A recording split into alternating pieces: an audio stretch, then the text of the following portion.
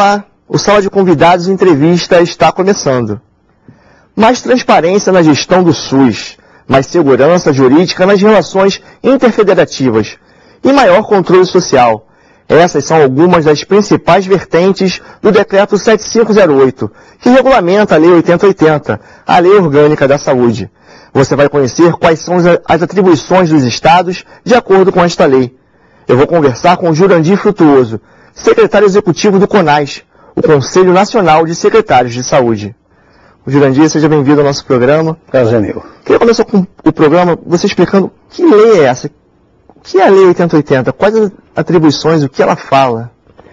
A Lei 8080 é a lei que regulamentou, na verdade, a Constituição Federal de 88 no aspecto da saúde, né? No seu artigo 196 até o artigo 200, ela cria o sistema e dispõe sobre as suas obrigações para que ele possa ser sustentado no Brasil.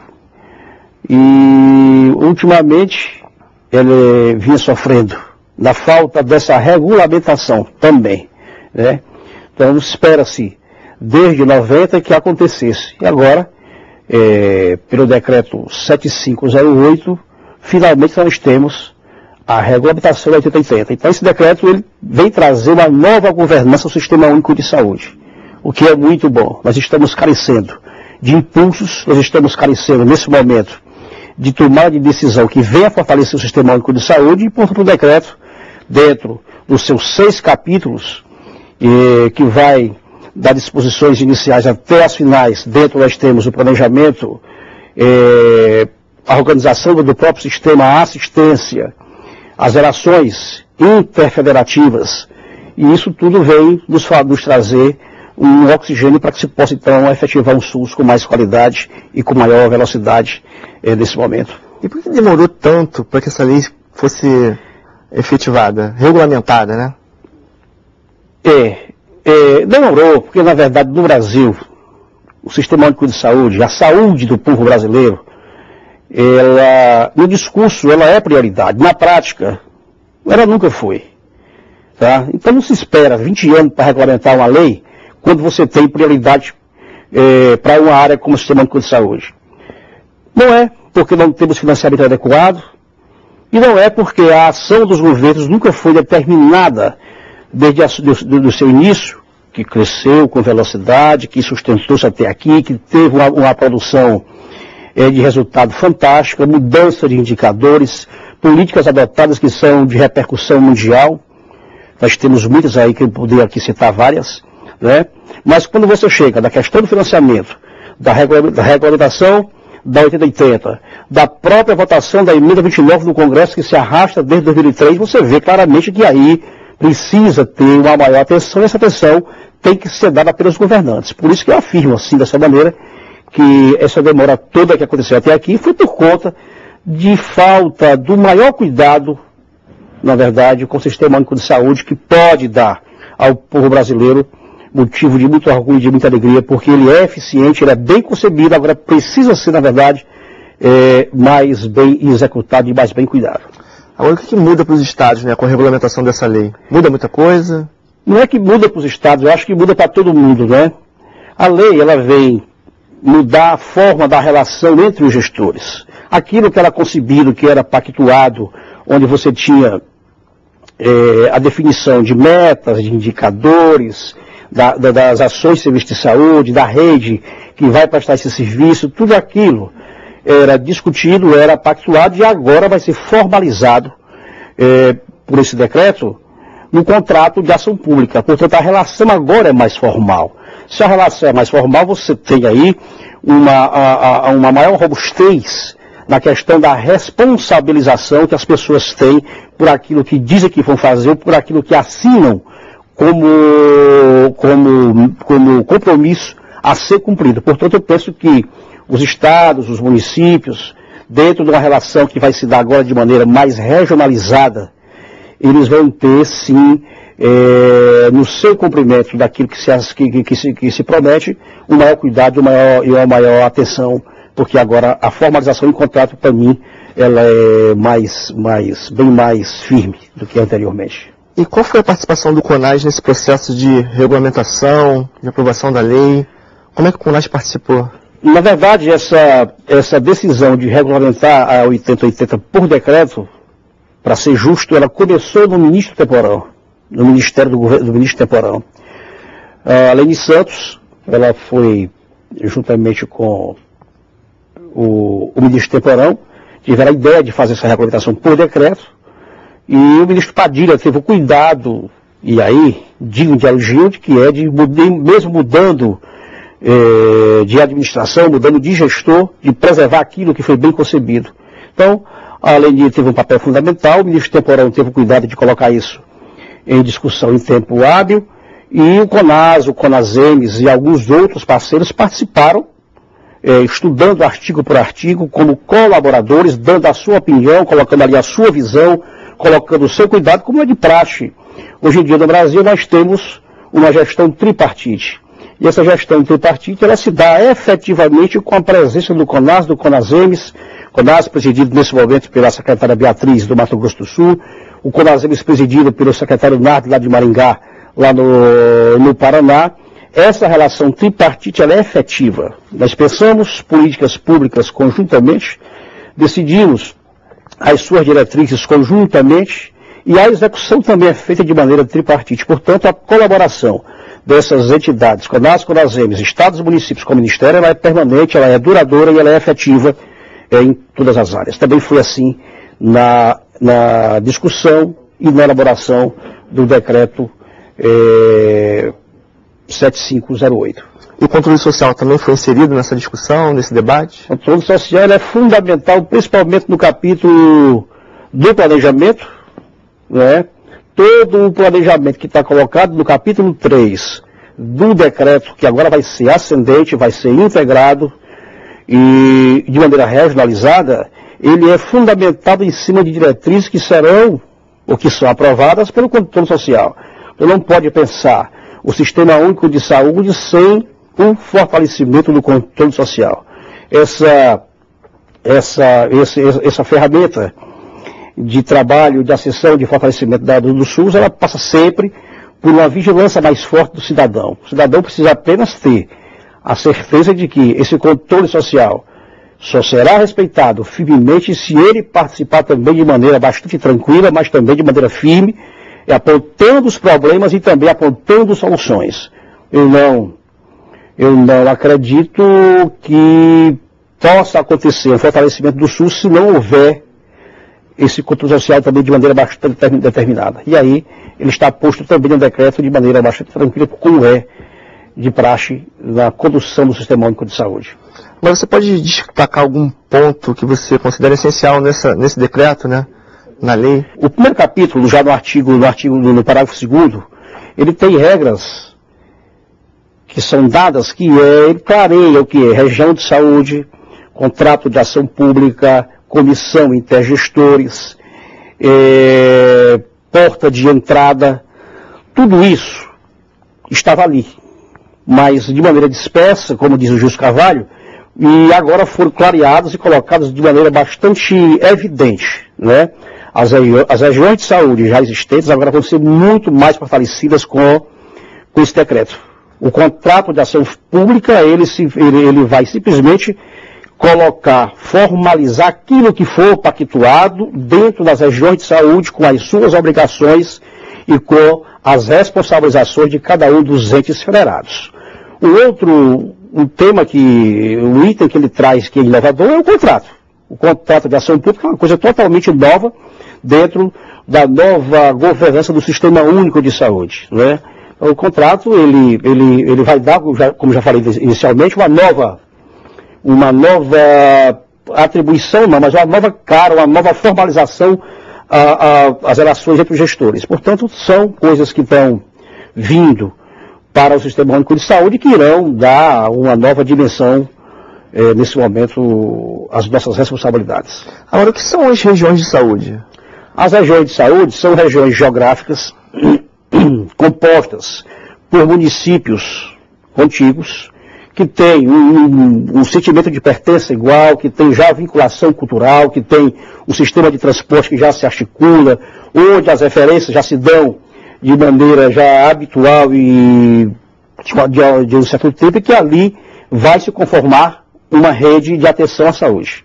Essa rede de atenção à saúde, ela vai ter a obrigação de dar ao paciente a integralidade da sua assistência, desde a porta de entrada, que é a atenção primária, até a sua necessidade final, que tem que estar resolvida dentro daquela rede. Portanto, a região de saúde é um espaço geográfico formado por municípios que têm áreas contíguas e que são, na verdade, espaços de oferta de assistência à saúde para o usuário do Sistema Único. E qual a diferença para os já existentes, né, consórcios de saúde? Não, os consórcios são diferentes de região de saúde. Os consórcios eles se dão também dentro de regiões de saúde, ou não, entendeu? Mas eles são, na verdade, estratégias que se usam para fazer algum tipo de assistência onde há uma associação entre as entidades que ali queiram se agregar. A região de saúde não, ela vai ser conformada de maneira bastante sólida e dentro delas nós vamos ter os colegiados de gestores que irão discutir a formalização, a ação a ser executada, como ela vai se dar, o financiamento que vai ser necessário para a execução daquelas ações. Portanto, é uma região bem mais formal, bem mais sólida e que ela já está aí contida na lei e, portanto, será bem efetivada. E quem é que vai controlar esse repasse de recursos, o financiamento dessas regiões? Como é que isso vai se dar? Assim como o SUS, o controle desses repasses se dá pelo controle social, né? Os conselhos de saúde terão que ter um papel, terão que ter um papel mais efetivo para avaliar aquilo que é, na verdade, colocado como ação de serviço de saúde, aquilo que é proposto como meta, como indicadores a serem cumpridos, e os conselhos têm esse papel forte dentro do controle dessa ação. Uma outra entidade, uma outra estratégia de controle para essas ações são, na verdade, os órgãos do Sistema Nacional de Auditoria, né? Nós temos o SNA, que é composto por órgãos federais, estaduais e municipais, e eles terão também esse papel de verificar o cumprimento ou não daquilo que está posto no contrato e que, portanto, deverá ser por eles observado ao longo do seu cumprimento. Agora, é o Estado que vai formar essas regiões? Quem é que vai formar? Os três entes. Os estados terão um papel de coordenação, sem dúvida nenhuma, dentro da formação das regiões de saúde.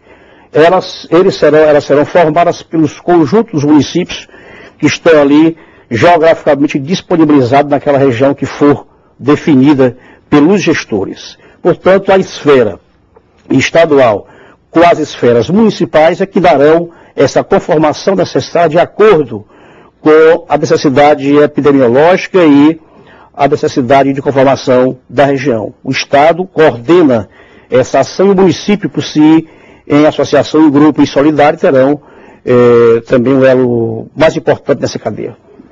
Tá bom, a gente vai fazer um breve intervalo. Não saia daí, a gente volta já.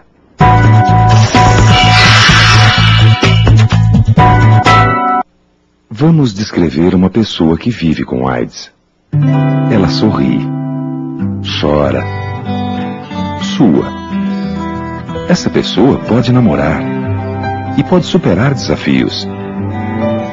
É alguém que ama a família, os amigos, a vida. Uma pessoa que vive com AIDS é igualzinha a você. A AIDS não tem preconceito. Você também não deve ter. Use camisinha.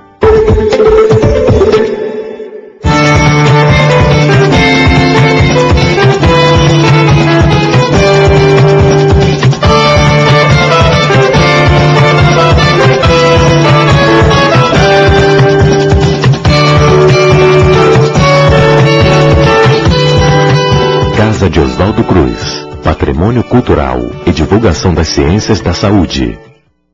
Fiocruz, a serviço da vida. Em Alagoas, É da terra que vem a saúde da tribo Chucuru-Cariri de Palmeira dos Índios. Para Chucuru-Cariri, saúde é ter terra, é ter lazer. A prevenção e a luta pela cidadania servem de resposta à violência e ao preconceito em Maceió. E através desse trabalho de prevenção, a gente também resgata as cidadanias delas. E quem conversa com a gente é a sanitarista Sônia Cavalcante. Porque sem informação, sem comunicação e sem educação, a gente não vai muito longe.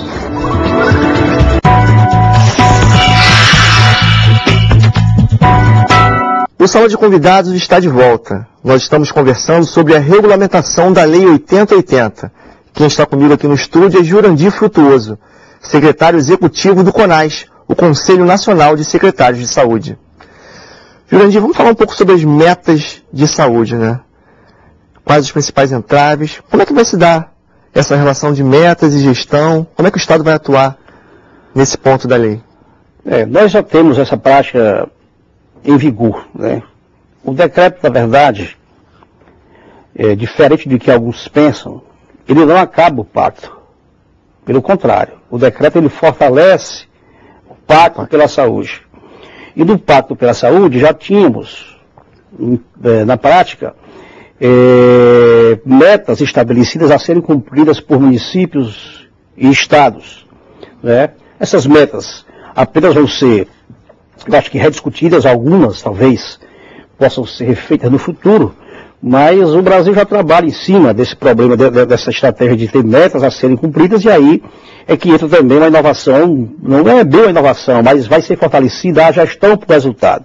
Na hora do Brasil trabalhar com a questão da gestão por resultados, nós temos que ter indicadores claros, metas claras, e a cobrança desse cumprimento se dando, na verdade, ao final de cada ano, na exposição dessas metas, no cumprimento delas exposto no relatório de gestão, que já é uma obrigação ser, na verdade, feito ano a ano, né? Então, nós temos aí uma maneira clara de você avaliar aquilo que você produz ou aquilo que você comprometeu-se a produzir, entendeu? Então, acho que as metas dão a condição para que se estabeleça definitivamente a avaliação por resultado, que é muito bom também acontecer. E o Estado que vai fiscalizar o cumprimento dessas metas pelos gestores dos municípios? Todo ano, o relatório de gestão é enviado aos conselhos de saúde, tanto do município, quanto no Estado, quanto ao Conselho Nacional. Está aí um outro papel que é preponderante dentro do sistema do controle social, né? Ele tem a oportunidade de avaliar as políticas que foram por eles aprovadas para serem colocadas em prática. E esse papel da avaliação do relatório de gestão é um papel preponderante do Conselho de Saúde, seja no município, no Estado ou no nacional. Agora, essas metas já existem, né? A meta já existe. Nós temos no pacto, o pacto trabalha com metas de saúde a serem cumpridas, né?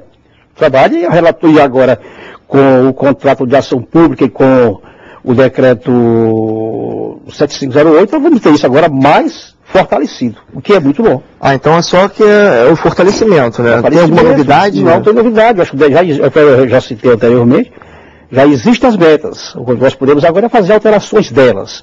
Até porque o ministro Padilha está numa atuação bastante firme, buscando efetivar um sistema de avaliação onde você possa ter clareza da qualidade da saúde que se oferta em cada município ou em cada estado. Isso é um processo que está sendo já discutido e que deverá em breve também já ser implantado, que é a avaliação do sistema de saúde em municípios, estados, e a média dos municípios dando a qualidade da saúde do estado e a média dos estados dando a qualidade da saúde da União. Portanto, é uma coisa que já existe, que vai ser de novo fortalecida pelo decreto. E de uma forma transparente, né? A sociedade pode acompanhar, né, pelo portal da internet, o sistema de saúde está aí e ele tem mecanismos que podem ser acompanhados claramente por quem tem interesse em fazê-lo, né? Mas repito que o mais forte ainda é o controle social através de seus conselhos. Agora, vai haver também punições para gestores que não cumprirem as metas? Como é que isso vai funcionar? Com certeza. Eu acho que o contrato de ação pública que está posto no decreto, essa é uma das coisas que ele muda. Como falei inicialmente, que ele muda a forma de governança. E essa forma de governança que é você assinar um contrato, o contrato não é um pacto, é um contrato. Você terá efetivamente que dar aos órgãos de controle e até aos poderes outros, mecanismo para lhe punir caso você não cumpra com aquilo que você, na verdade, assinou e prometeu que cumpriria naquilo que está posto no contrato. Agora, precisa de financiamento para também, né, cumprir essas metas e fazer valer, né? Aí é o problema. Eu tenho dito isso e falo isso com muita clareza, que o Brasil, ele não tem cuidado bem do sistema de saúde, que tem dado uma resposta fantástica e que o mundo reconhece. O Brasil, em qualquer grau de comparação que se faça com os países da América Central, com os países da América do Sul e com os países da América do Norte ou de outros países do mundo, nós estamos numa situação vexatória. Um exemplo, o gasto público com saúde no Brasil, hoje, o gasto público, se eu comparo com a América Central, eu estou igual a Guatemala. Se eu comparo com a América do Sul, o percentual de gasto público em relação ao gasto total é menor na América do Sul. A América do Norte não se compara com os países grandes da Europa, aí o vexame será maior. O Brasil é o único país do mundo, acima de 100 milhões de habitantes, que tem sistema único de saúde universal e gratuito. No entanto, os outros países que têm também sistemas universais, o gasto público com saúde em relação ao gasto total é sempre acima de 70%. No Brasil, esse gasto está em torno de 41%. Portanto, bastante desigual e bastante diferente do que são nos outros países. E o pior, você fala que é o sistema único de saúde, que é universal e que quer que ele seja eficiente. Como que eu posso ser?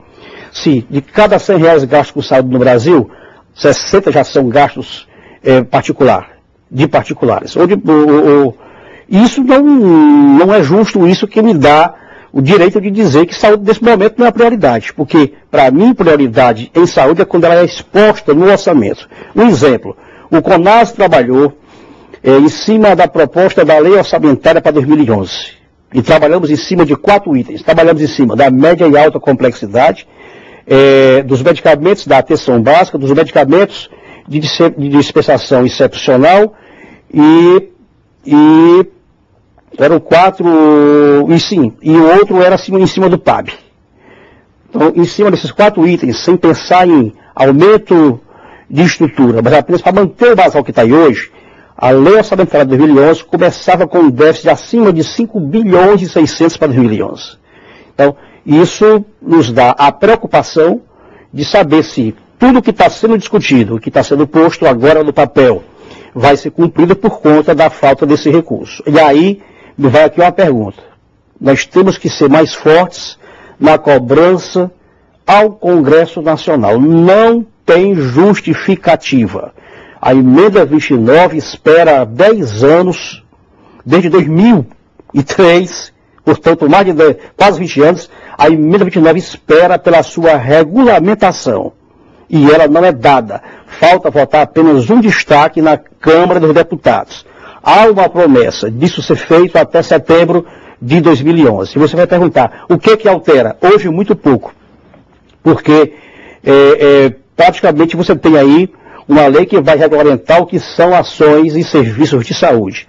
Mas isso já é um avanço. Precisava agora de votar com rapidez, definir o que são ações e serviços de saúde, colocar isso, na verdade, de maneira muito clara, e aí algumas dispersões de recursos que são aplicados e contabilizados como despesas de saúde, se na verdade ser ação e serviço de saúde, já daria aí ao Sistema Único de Saúde algo em torno de 5, 6 bilhões a mais. E aí, isso posto, você vai perguntar, resolve? Não resolve. É preciso que a União tenha uma reação mais forte e comece a financiar o sistema de saúde de maneira mais justa. Um exemplo disso tudo é que na década de 80 e 90, até 95 mais ou menos, de cada R$100 públicos gasto com saúde, 70 era dinheiro da União. Estou falando de até 95. Hoje, de cada R$100 público com saúde, apenas 40 é gasto da União. Os outros 60 já é de estados e municípios, com um agravante. Agora o município tem um agravante aí, que eu vejo com muita preocupação. Qual é o agravante? Estados e municípios foram crescendo.